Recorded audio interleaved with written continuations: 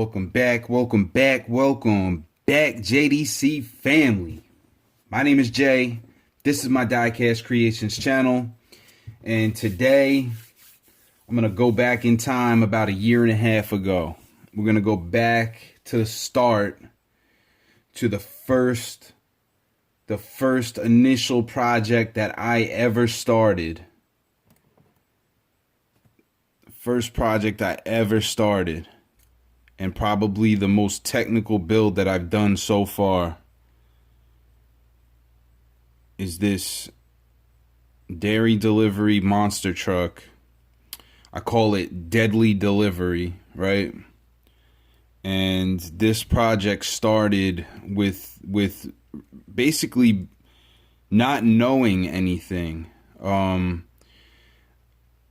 I started in this hobby. So it gets a little bit confused. Basically, the thing that got me intrigued about customizing cars was the first thing was I came across 3D Bot Maker Racing, right? Now, it was New Year's Day. I remember this like it was yesterday. It was New Year's Day. I woke up in the morning after New Year's Eve, right? And, I popped on YouTube as I was eating breakfast or whatever, and I just started scrolling. And I came across this Diecast Racing League. So, just out of curiosity, I clicked on it. And I went down a rabbit hole. Like 3 hours, 4 hours straight, I was watching these diecast races because the production quality of those guys over there is insane. It's really insane. They do a great job of bringing an entertaining feel to their races, right? So I started looking at that, and I was like, you know what? At this point, they were still accepting entries. You could send in a custom car to race, right? So I started looking into it, and I was like, I could start racing cars. I could start building these cars and racing them. So that led to how to customize cars, because you got to take them apart, put the lead in there and all that, whatever you do, right? FTE wheels and yada, yada, yada. That led to how to customize cars, right? So I started looking at, the first video I ever watched that was customizing was that same day, shortly after. A video came up of Danny's Diecast Disasters, and he was building an oil tanker war rig, right? Oil tanker war rig, and I was like, what is this? Post-apocalyptic style. It instantly got me, right? But I still didn't know how to customize a car, right?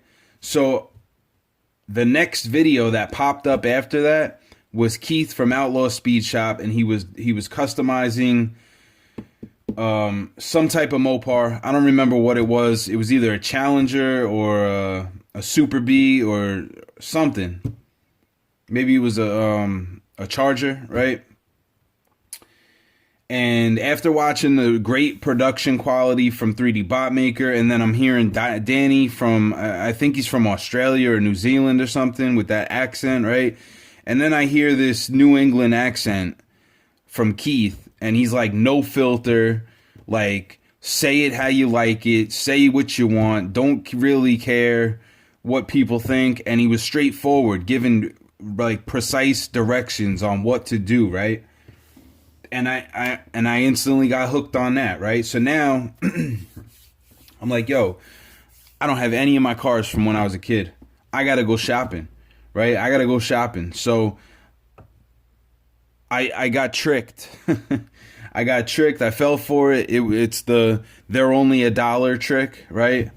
And I went out and I started buying all the cars that I thought were fast, because I'm still in my mind. I'm still like, yo, I'm gonna start building these cars and race them, right? So I start buying every car that looks like it's fast, and I ended up with shoeboxes of cars, guys. Like, I spent so much money on random cars, and I still have a lot of them. And the addiction didn't go away. It just, I throttled down, right? But basically, I had went to a flea market, and me and my girl were out one day, and we randomly came across this flea market, right? I still haven't drilled out a car. I still haven't done anything. And there was this flea market with random booths, and it was just like one dude running the whole store, and most of the shops there was nobody there. They like rented out the space, put their stuff in there, and everything had tags on it. So I'm like looking through everything, and I find this booth that had like fishing box with castings in it, and this dairy delivery was sitting in there with no base or anything. And like I saw it and I was like, yo, that looks like it could be fast. Like it looks like it could be heavy, right? I'd have to do some things to it. I didn't know what I was going to do to it, but I bought it. It was like 50 cents or $1 or something, right? So I bought it along with like 100 other cars. But I brought it home. I started looking at videos on like how to go about this. So I found out the process of how to strip the car, right? And I built 2 other cars in the process, but this was the first one I started looking at. I started working on, I should say. And it got shelved for a little bit, probably about a month or so. And then I knew enough about it that I was like, you know what? I'm going to start building this thing. It's not going to be a race car. I want to build a post-apocalyptic monster truck. I had this vision in my head, and I was like, you know what? I'm going to do it. Like, why not, right? So basically, like, I started going to work, guys. I started going to work on this thing. I had a monster truck that had a busted wheel. So I took that apart. I used the chassis off of that. But then if you see these gaps here, like between the chassis and the body, there's a lot of room, right? So I was like trying to figure out how I can make this happen. And this is as a beginner, right? Like never done anything before. I took on one of the hardest projects you can do, like not knowing any better. Like I had no clue what I was doing, but I knew what I wanted to do. So like, that's just something that I wanted to say is like, don't be scared to try things, guys. Like, you're going to fail at certain things. Like this thing took months and months and months. Like I probably didn't finish this truck for like 4, 5, 6 months, maybe, 6 months. Like, cause I was like scared and I didn't know what I was doing. And, I didn't want to pull the trigger on like gluing it together cause I didn't know if I was doing it right. Right. So I finally came up with this idea to use these wooden sticks and make like a wooden chassis out of it, right? To basically pressure fit this thing in there and square it up and then glue it. And I fumbled with this thing for like so long, didn't know what to do, right? The thing is, it kept falling apart.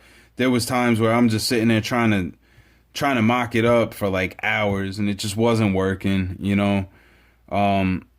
But I finally got it. I finally got it to where I wanted it to be, and then I took, I had bought Milliput. I didn't know any better, I went out and bought stuff. Like I spent money in the beginning, and that's why I made the whole, beginner, what you need to start getting into the customizing scene, like the materials and stuff, right? To help people not make the mistakes that I made. I spent a lot of money in the beginning that I didn't need to, right?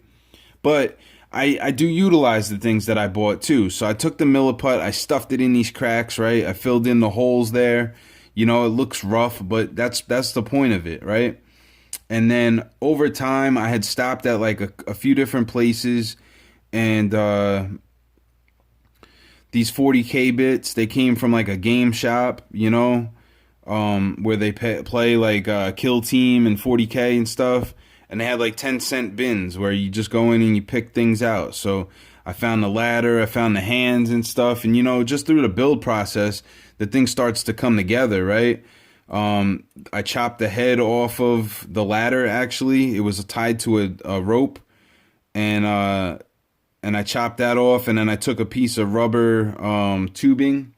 It's like for shrink wrap, I think, and I just basically looped it together, and I don't know if you can see that, but it's hanging there, right? This thing's collected some dust sitting on the shelf. I got to come up with something to store it in, but and then I used the washes and stuff, and basically went back to Danny's video and figured out how he did the rust and the dust and stuff. And this was my first attempt at dry brushing, and I'm very proud of this build. This was my first take on anything. Like the first thing I ever started, and it's not the first one I ever finished, but it's the first technical build that I ever took on, and it took a really long time to finish this thing, man, but I'm very proud of it. It's got a scratch built front suspension here. It's very hard to see. I don't want to take the wheels apart, but this plow actually is removable, and I don't want to break it. I'm not going to take it off. I don't want to break it. There's really no reason for me to take it off. But it does slide off. If you look in there, this right here, there's a piece of styrene that comes off, and then I built this shell underneath the plow out of polystyrene, and that slips onto the square stock, and it's not glued. It's just chilling on there. I scratch built this plow. It's just wood and toothpicks, pieces of wood. This is a coffee stir, just filling the gaps and giving it structure to glue to. The axle tubes are the coffee stir. I ended up having to double stack them. The red coffee stirs from 7-Eleven, right? I ended up having to double stack them, and I'll go back and try to post up some pictures. If I know a lot of stuff got deleted, but I do have a few pictures from this build, and I'll post them on the screen as we're talking. Deadly Delivery, baby. Deadly Delivery. This was the first build I ever started, guys. First monster truck I ever built. The one thing that I did make a mistake on with this truck is I clear coated the rubber wheels. You never want to clear coat rubber wheels. They stick. They're still sticky, tacky. They're tacky. So if I let this sit for like a half hour, 45 minutes, it's gonna want to stay. It's not gonna want to pick up, right? It's gonna want to stay, and that's how you get the removed paint. You see that paint chip right there? It actually took the paint off of the counter, of the shelf that it's sitting on, right? So that was that. I used my imagination. I actually cut the engine off the back of the monster truck chassis. So these I think it's a Hot Wheels monster truck. The back of the chassis is where the motor sits, right? But I knew nobody was gonna see it, and I needed a motor. I wanted to put a motor up front. So I cut the motor off with basically a hacksaw. I didn't have a jeweler saw at the time, so I cut it off with a hacksaw. And then I took paper clips, and I covered the paper clips in those rubber tubes. I got them at like a dollar store. It was in like two colors, black and white, and it was like $2 or $3, and it came with like rolls of it, 2 rolls of it.